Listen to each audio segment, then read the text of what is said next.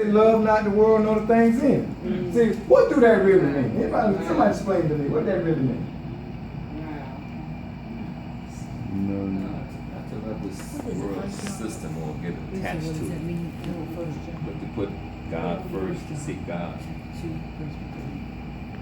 See, and His righteousness. see, and that's a very good thing, but it's general. See, that's the problem. You speak in general. See, that's the problem. See, that's what I'm talking about. As Christians, we need to know what God is saying. See, you're making a general statement, but you can use that general statement. He just may say anything you want to anybody. It all fits. Don't love the world, love God. That's general. Think about it. That's general. Anything you can apply that to anything, can't you? Mm-hmm. Okay, what is God specifically telling you? That's what I need to know. What is the scripture here specifically saying to you? That's what we need to know. See, this is how you receive God's blessing. You got to know what God is saying. See, there's a whole chunk of stuff in that statement right there that we leave it out. We leave generalize. Let me break down. Let me give you some analogy and break it down. Listen to what it says. See, first of all, it says, love not the world, neither the things that are in the world. If any man loves the world, he loves the love of the Father is not in him. He said, love not the world. And what he's saying, like he said generally, the things that's in the world, but it goes further than that. When he said love not the world, he's talking about relationships as well. See, we have a problem. Think about Samson and Delilah. Let me tell you something. Everything in the world that's not of God is of destruction. Whether it be physical or spiritual. Destruction. There's nothing in the world that's of God. See, that's why the Bible said we're in the world, but not of the world. Because everything in the world is for, I'm talking about as far as your life is concerned.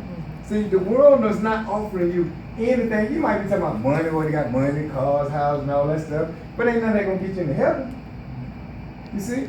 Well, here's what you got done. He said, love not the world. What he's saying is, don't allow your desires of the world to outweigh the blessings and the thing and your love for Christ. You see people get awards. You see like churches and pastors go out there on getting these awards from the Academy Awards and all kind of awards from the world. Then they're supposed to be pastors. Let me ask you a question. Why is the world giving the pastor an honor? Exactly. See, the Bible says, listen to what God says. See, you have to collectively understand what God is saying. The Bible says, the world love its own. The world don't love you.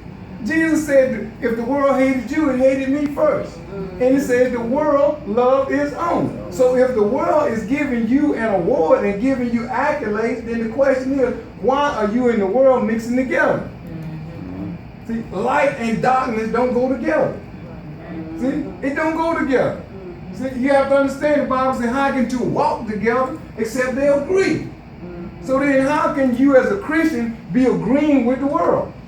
Or how is the world agreeing with you? See, that's why nobody don't like me.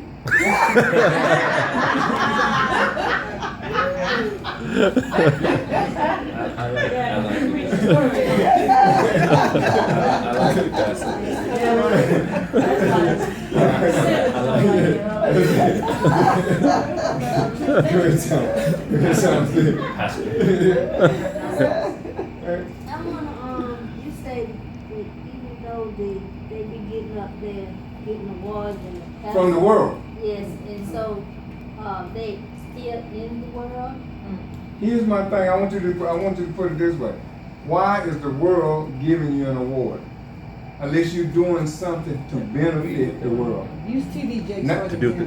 Yeah, he is one. What are you? See, here. Let me tell you something. Let me tell you something. Absence of the gospel out of your mouth is doing something for the world. Y'all understand what I'm saying? In other words, when you will not speak the unadulterated, if you will not speak the unadulterated gospel of God, absence of you speaking the truth of God is doing something to the world. See, because your absence of not saying something also is telling the world that it's okay to do it. Like when they asked TD 3 times, is homosexuality wrong? He never answered the question. See, absence of the truth. See, but think about if he said, yeah, it's wrong because it's in the Bible. God saved us from. See, the world ain't gonna like that. But he's on all the worldly TV shows and radio stations, and he's on But see, everything. you know, but here's the thing, that's just like Al Sharpton. Al Sharpton, now he's supposed to be a real pastor, a real preacher. He's on not a talk show, no, he was on a sitcom. And he was on a sitcom, they invited him to come into court and stand up for homosexuality and speak up for homosexuality in a court case. Now, even though it was a sitcom, but you got to remember, you a real preacher. Yeah, you a real preacher. See, that ain't a part you supposed to be playing. And then not on that, when he went up and spoke on behalf of it, when he left out, he looked over at the lawyer and told her, yeah, I threw in 3 Hail Marys. You see, you don't play with God like that. You don't play with God like that. Absence from the truth also hurts you. Let's go to James 4:4. Oh, that's